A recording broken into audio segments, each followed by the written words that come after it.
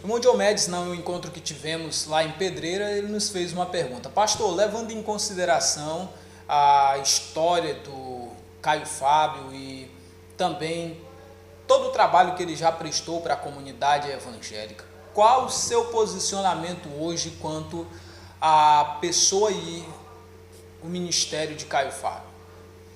Primeiro de tudo, eu lembrei ao irmão que nós temos um bom exemplo na figura de Caio do que uma raiz de amargura, uma vez brotada no coração do ser humano, ela é capaz de causar e perturbar.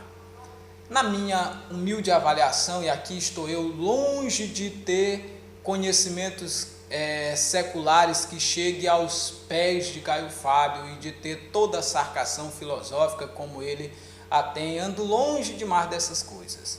Contudo, tenho conhecimento da palavra de Deus e quero fazer um comentário baseado na palavra de Deus. Hebreus 12:15 fala sobre essa raiz de amargura que quando brota, ela perturba muito.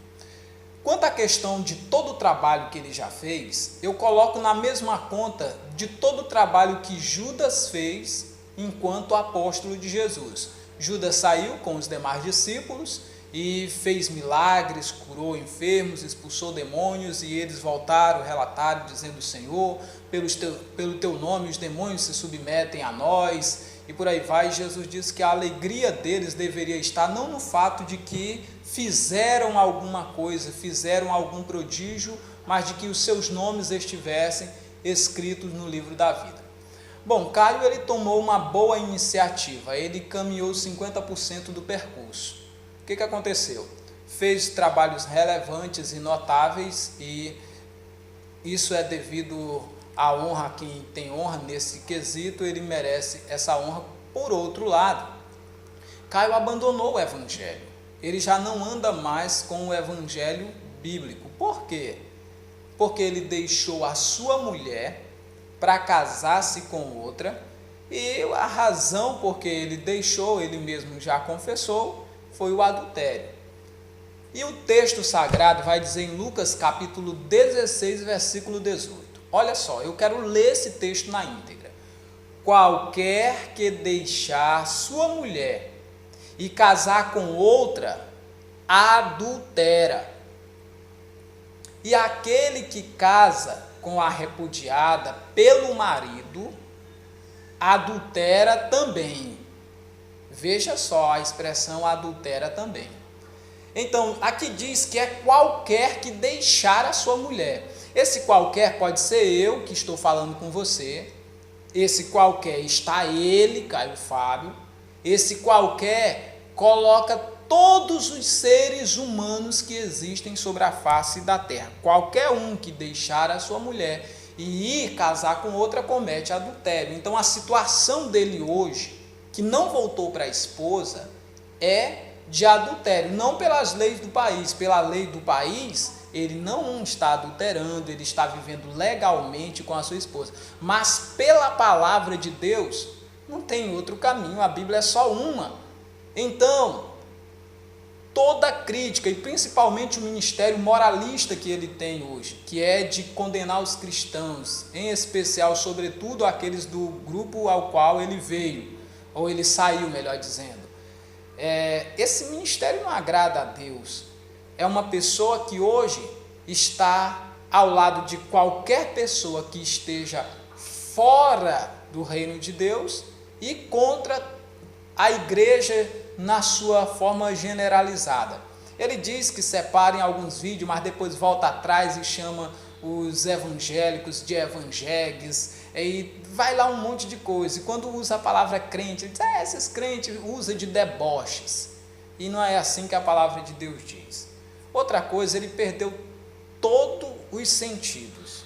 O texto de Colossenses 3,8 diz: mas agora despojai-vos de tudo, da ira, da cólera, da malícia, da maledicência, das palavras torpes da vossa boca. Uma boca cheia de maledicência como a dele, poucos têm. Eu não vou referir os termos que ele usa, porque é como diz a palavra de Deus, que o só referir é vergonhoso. não é? Palavras nojentas, de duplo sentido, palavras sexualizadas, bem imorais. Então, o que nós cremos pela palavra de Deus? Que ele hoje caiu, apartou-se de Cristo, da graça tendo caído. Contudo, ele ainda pode voltar. E o que ele deve fazer, pastor, para ser um homem de Deus? Ele precisa deixar a mulher que atualmente ele vive com ela, ou voltar para a primeira, ou seguir como seguiu o apóstolo Paulo, como seguiu Barnabé. É esse o caminho. Lembra depois de onde caíste, arrepende-te e volta.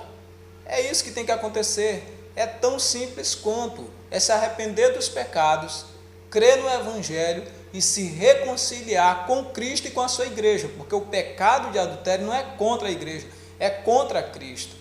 E a Bíblia Sagrada vai dizer que a humildade precede a honra, mas a soberba precede a ruína.